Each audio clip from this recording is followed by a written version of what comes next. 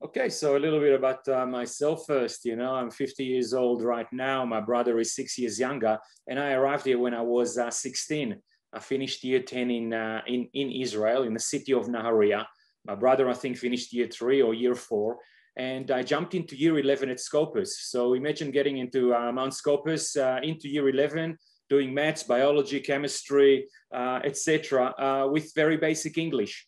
So that was my life. Look, they say that immigrants and entrepreneurs are quite similar. And when I think of my dad leaving everything in the comforts of Israel, moving to a whole new country at the end of the world with very basic English and no financial security, it's quite similar to launching a business and being an entrepreneur, which is, what we are at the end of the day. We discuss in the book some of the characteristics, and taking risks is certainly in our DNA, and entrepreneurs certainly take risks. A friend of mine moved back to Israel this week, and he keeps telling me about all the challenges of going back. And it's credit to those that do it. But entrepreneurs also encounter lots of challenges when they move to a new country. And we discuss in the book the concept of the third door. And sometimes you can't go in through the front door, and even the back door is not available, and you need to find a way. And it's a mixture of chutzpah and arrogance and Mediterranean attitude that we are born with, that allowed us to reach for the sky sometimes, and hopefully reach the stars. Even though it may sound unachievable to many. Okay, we do mention it in the book, and I get this question all the time. And the only answer that I have is my parents were looking for a better life.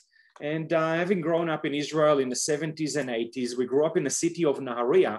And we discuss one of our most momentous memory childhood is sitting in the shelter for a bunch of days and hearing rockets falling all around us, which may sound surreal to any Australian or anyone around the world, really, but that was my childhood.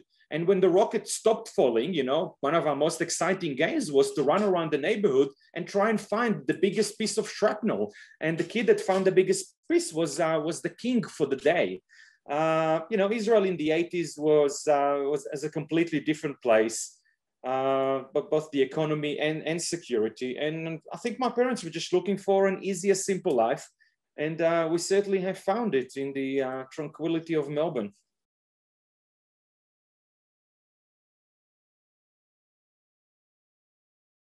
Look, before I get onto that, I wanted to talk a little bit about my brother. So my brother Hezi is my co-founder partner.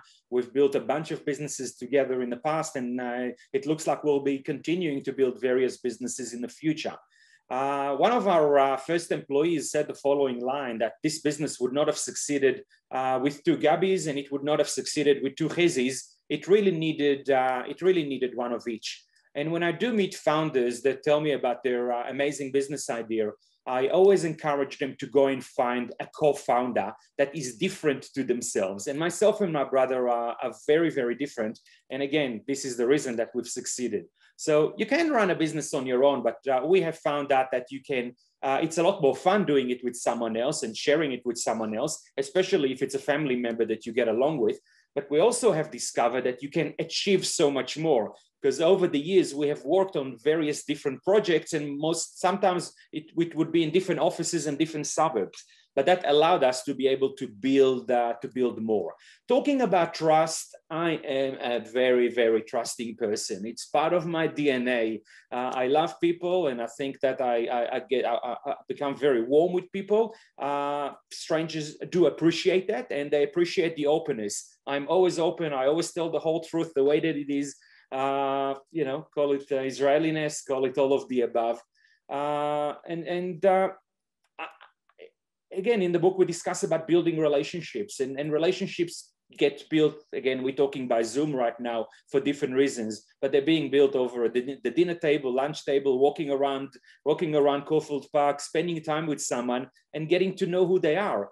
And we do attribute a lot of our success at Catch to building great relationship with people, because suppliers like to do business with people that they like.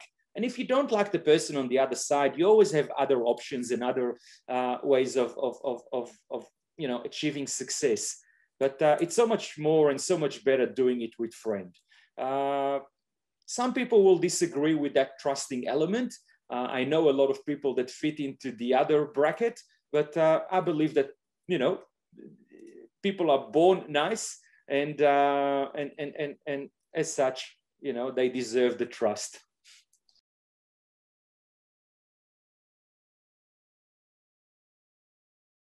Oh, wow. Interesting. I mean, we've sold millions of products over the years. I mean, in the book, I think we highlight 2 or 3 tremendous days that we will never forget. One of them is a day that we sold 4,000 Toshiba laptops in 4 hours. Imagine the quantity, 4,000 Toshiba laptops for $600 in a 4-hour period. I promise you, JB Hi-Fi couldn't sell that a single model like that, even in a single year. We are talking 2009. We're a team of about 20 people working from a 200 square meter warehouse in Moorabbin. Another amazing day that we will never forget is the day where we sold $1 million of Samsung televisions in a single hour. Again, imagine a team of 10 young guys staring at the computer and seeing $1 million worth of goods rolling in a single hour. Our business was built around the FOMO element, fear of missing out. And every day at midday, we launched a single product under that banner behind me, Catch of the Day. The deals were quite unique and different, but we make sure that the deals are very, very good.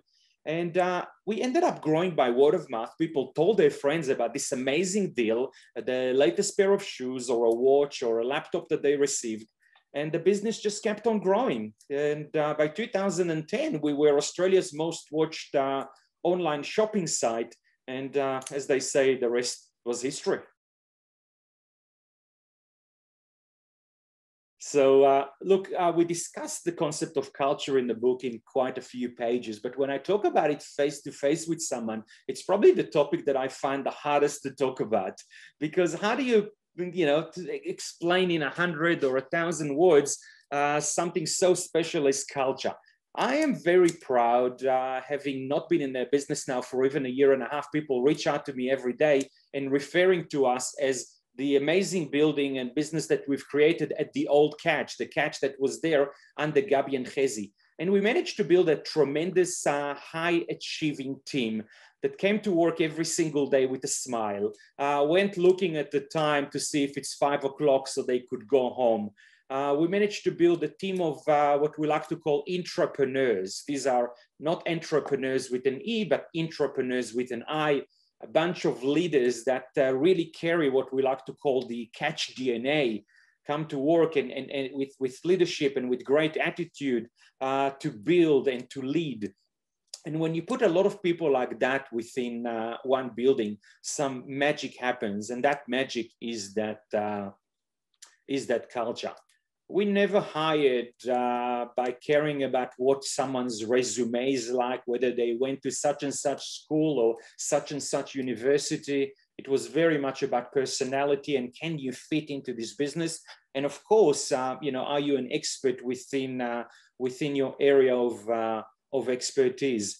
We always cared about our employees. We celebrated birthdays, and we had a slide in the office, and the Google kind of startup mentality of ping pong and billiards and a gym and the rest of it.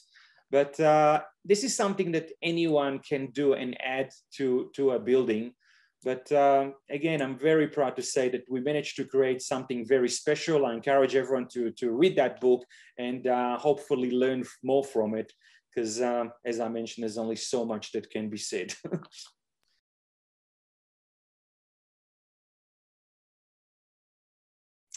So in the book, we discuss a period which lasted for about 12 months throughout the whole of 2018, where we prepared the business for an ASX listing. Long story short, the bankers came to us at the end of 2018 and mentioned that the market is a little bit choppy and that they do not recommend us listing and that we should look at it again later early in 2019.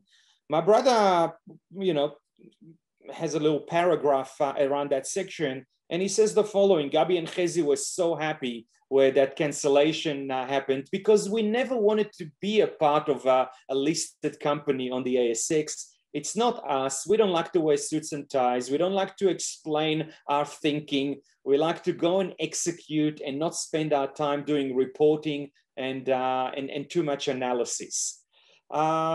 Long story short, 6 months later, we ended up selling the business to Wesfarmers for what was a great price at the time. Today, that price doesn't sound that great due to one reason only, and that's COVID-19.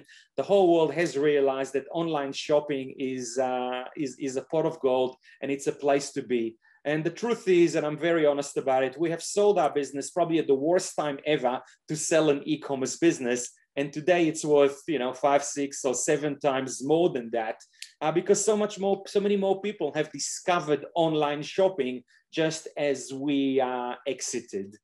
But look, we've learned a lot over the years, and I'm sure that it will lead to lots more opportunities. This book is inspiring the next generation of Australian entrepreneurs, not just in e-commerce, but in all other areas that are being disrupted right now. And it gives us a lot of pleasure to see lots of other people learning from our lessons of success, but also from our lessons of failure. And we have failed a lot.